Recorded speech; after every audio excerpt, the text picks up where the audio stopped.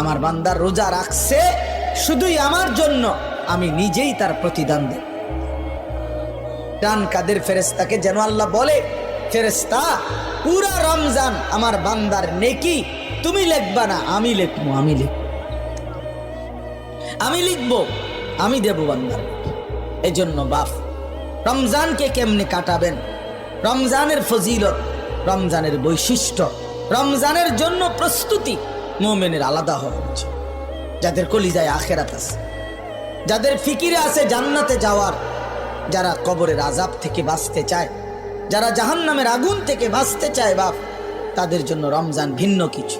রমজান মানে আলাদা মাস, রমজান মানে আখিরাতের মাস, রমজান ফিকিরের মাস, মেহনতের মাস, রাত্রি জাগার মাস।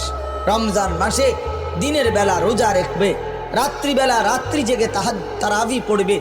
আল্লাহ তাআলা এমন ভাবে সাজাইছেন যে বান্দা 30টা দিন তুমি কষ্ট মুজাহাদা পরিশ্রম করে আমার রমজানটাকে কদর করো, 30 দিন পরে আমি আল্লাহ তোমাকে মুত্তাকি বানিয়ে জান্নাতি বানিয়ে দেব।